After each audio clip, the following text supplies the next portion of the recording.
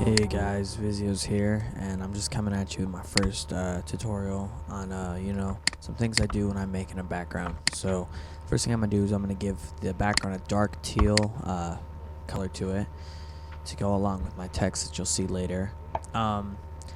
Basically, what I like to do with my backgrounds is I give them a pattern. So what I'm going to do is I'm going to give them diagonal scan lines, which is, it's pretty popular nowadays.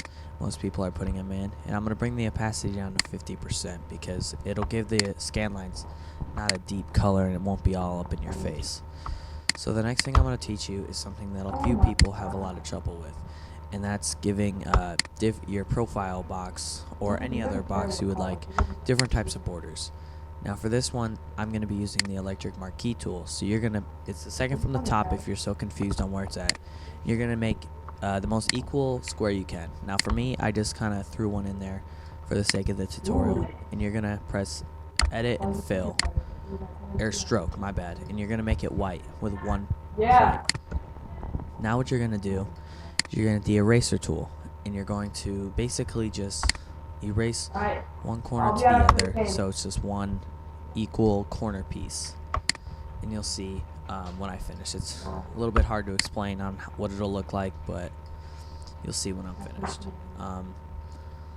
Another thing I add to it when I'm finished with it is I'll add a outer glow to it, and I'll just bring the opacity up and give it a I don't know what that is, but whatever that is down there.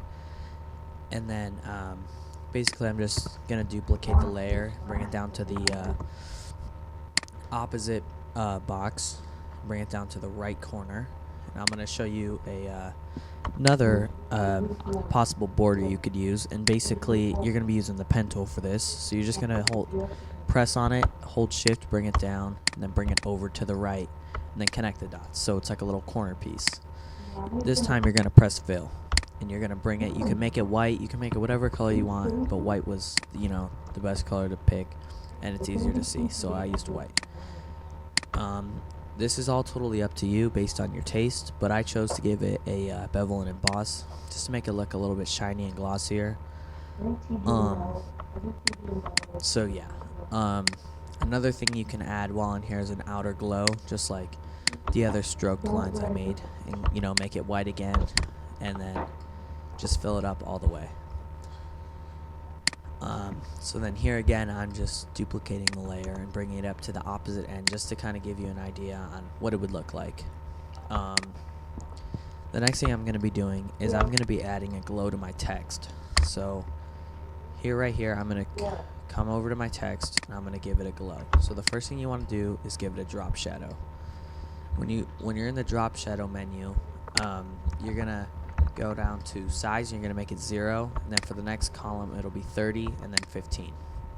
Press OK and you make a new layer. Now you're going to hold Alt and click between the two layers to make a clipping mask, and you're going to use your brush for white, and you're just going to hold shift at the top and just bring it across the top line, and you're going to go to overlay, then bring the opacity down to 80% just to give it a soft white glow on the top.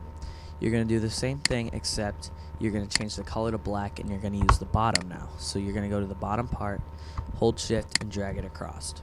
This time, you're going to make it soft light, and then bring the opacity down to 80%. Unfortunately for me, when I was recording this, my my opacity numbers weren't registering, so I just left it how it was. But regardless, 80% will give it a nice deeper glow, and it's just a nice look to your text. If there's any questions on the font, please let me know, and I'll put it in the description. But so after you've done that, you're gonna grab one of the layers and press shift and bring it all the way down to the last layer, and you're gonna hit merge layers. Now I bring this into my background, and the last thing I'm going to show you before we wrap up is I'm going to show you how to blur your text, because I know that there were quite a few people asking me how to do this from one of my backgrounds that I made that I uploaded to my portfolio. So basically on the left side I'm going to make it normal, and on the right side I'll show you how to give it a blur. So here I bring it over, and what you're going to want to do is you're going to want to press filter, blur, and then you're going to want to select Gaussian blur. Okay. Now when you select Gaussian blur, it's all based on your taste on how much blur you want to give it.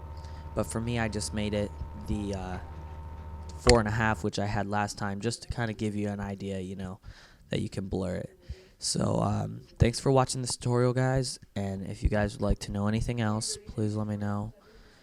And that, I know this was my first tutorial and it was pretty, lame, but I'm gonna get better at them. So thanks, guys.